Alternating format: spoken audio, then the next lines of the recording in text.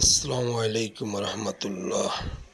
প্রিয় দর্শক, আমার একটি অভিজ্ঞতা আপনাদের মাঝে শেয়ার করলাম। খুবই বিপদে আছি। আমার বিল্ডিংয়ের গায়ে যে রাস্তাটি ঢালাই হয়েছে, সেই যারা কাজ করেছে তারা আমার স্যানিটেশনের লাইনগুলো, সেপ্টি ট্যাঙ্কির এবং বাড়ির যে ব্যবহারের পানির আউটলাইন সব বন্ধ করে দিয়ে রাস্তা ঢালাই করে দিয়ে গেছে। আজকে তাই খোঁড়াখুড়ি করতেছি। 3 দিন ধরে অনেক বিপদে আছি। সেপ্টি ট্যাঙ্কের ময়লা পানি বেরোচ্ছে বিভিন্ন জায়গা থেকে। আজকে এই 3 দিন ধরে মিস্ত্রিরা কাজ করছে।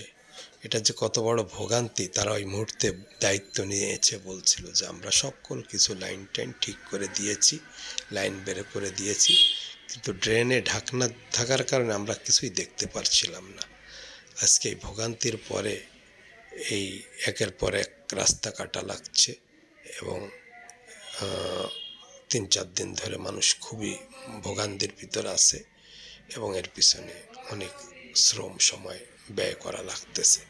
এই জন্য এদেরকে বিশ্বাস না করে সকল সময় যাদের বাড়ির পাশে এমন কাজ হবে সরকারি, তারা যদি নিজ দায়িত্বে খেয়াল করে এটা তখনই করে নিতে পারেন, তাহলে হয়তো বা এই ভোগান্তি থেকে রক্ষা পাবেন।